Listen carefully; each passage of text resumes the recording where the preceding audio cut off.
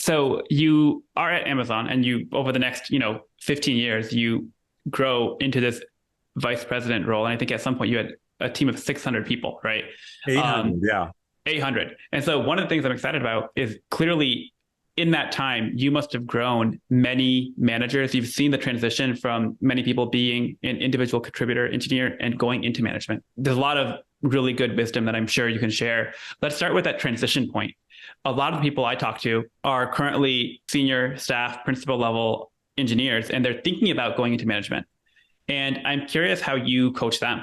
Like, what are the characteristics or traits that I could identify to say, oh, I would be a really good manager? Or conversely, what would make me know that I'm going to be a horrible manager? How do you think about that? So I've been asked this question many, many times by lots of people considering the transition. And the question I ask them is, why do you want to be a manager?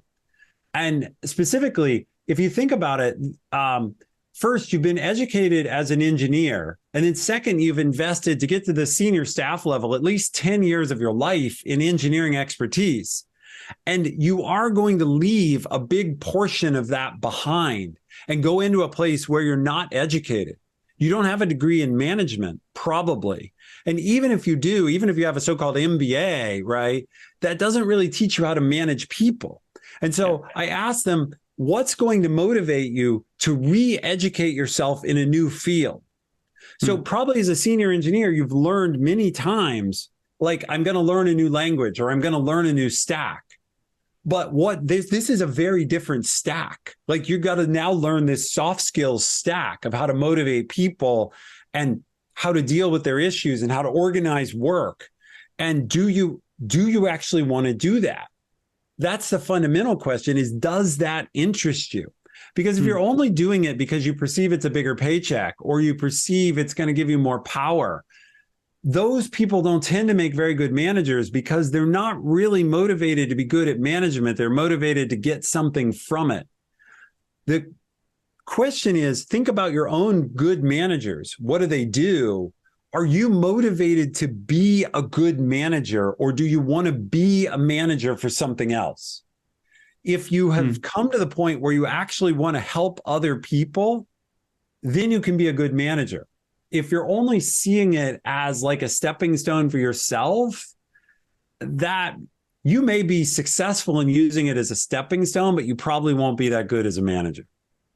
And then is there a recommendation on how to test that muscle of wanting to help people? Like, would you just recommend do you enjoy mentoring? Start mentoring people? Yeah. Do you enjoy mentoring is the most basic level. And then the second thing is, many companies, not all, but a lot, have this idea of a tech lead where you sort of half manage people. You maybe don't write their reviews, but you organize their daily work and you direct their day to day.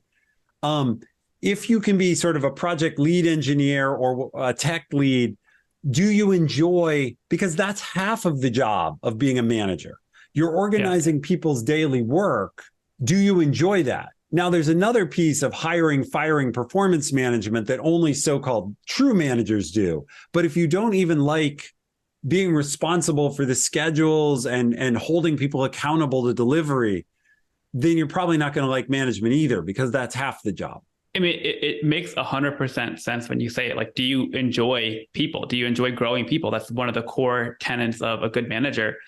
I think that, not politically correct to say, but I do think, as someone who has gone through the IC ladder and did management for a short period, upward mobility is, I think, easier, or maybe not easier, but it's statistically more likely as a manager than it is as a very, very senior IC.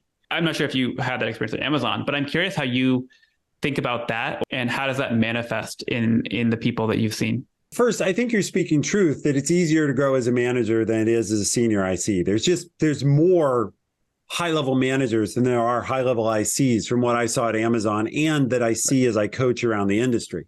Second, I do think a lot of people, not everyone, but a lot of senior ICs do get tired of their IC work. In other words, I can only rewrite this, whatever set of classes or this system so many times. I've built and solved this caching problem now once a year for 10 years. I'm not interested in doing it an 11th time. And so they're looking for something more. And so what leads them to management is, wow, there's got to be more than just rewriting this code yet again. Yeah, they're running away from something rather than going towards something. Yeah. But they also may be running towards something in that they feel like, I've worked for a bunch of managers. I now see what I want to do and what, it's very similar. Probably a lot of these people are also starting families and they're having that discussion in their head. What did my parents do that I definitely want to do? And what did my parents do that I never want to do? And what did my uncle do or my aunt do? I think you see that a lot where they're like, okay, I'm going to be a manager because I want to be a manager in this style that takes this from this person and that from that person and constructs an environment I believe in. That's the one I wish I'd had. And of course, no matter how good of a manager you are, lots of people may tolerate you and think you're decent, but stylistically, you won't fit everyone and everyone won't fit you. Stylistically, maybe you're more hands-on or you're more detail-oriented or you're like to collaborate or you like to be left alone. There will always be some set of people that you fit. It's like ice cream. Not everyone loves vanilla. Some people like chocolate. And I do think while a manager can be solidly capable, it's still legitimate to say you need different styles of managers to fit different styles of people. And so another reason that I've seen people be successful is they want to bring their style. They want to make chocolate chip cookie dough and bring it to the world. That's okay, right? It's as long as it's all good ice cream, as long as it's all Ben and Jerry's or whatever, there's room for lots of flavors. Having an opinion or having a different style is actually a sign of it's a sign that you're a promising candidate to be a manager. It's not, you're not trying to fit in and be a vanilla or chocolate. You're trying to introduce another management style. Yeah, because it means you have a cohesive opinion about what good looks like. Right. Like what's worse is where you're just, again, I just want to be a manager. Who wants to have a manager? I'd rather have a manager who was strongly committed to their style that they believed in and were asking me to participate in it than someone who was just like, oh yeah, I'm just doing this because it was a raise. So I want someone who has an opinion about what good management looks like. And so the fact that my opinion and their opinion may differ, for example, I obviously went into management very early, which means I'm not as deeply technical as someone like you who spent 10 years getting to staff engineer. You're going to lead from a more technical viewpoint than I'm capable of. Some people are going to say, I want to work for Rahul because he's super technical. Other people are going to come to me and say, Ethan, yes, he understands technology, he has a background in technology, and he's technologically capable, but he's very people driven.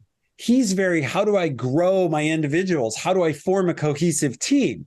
And so while you're giving people technical leadership that they're like, wow, this guy is helping me grow technically, the people with me are like, wow, this guy's helping me grow my people skills and helping me grow my career.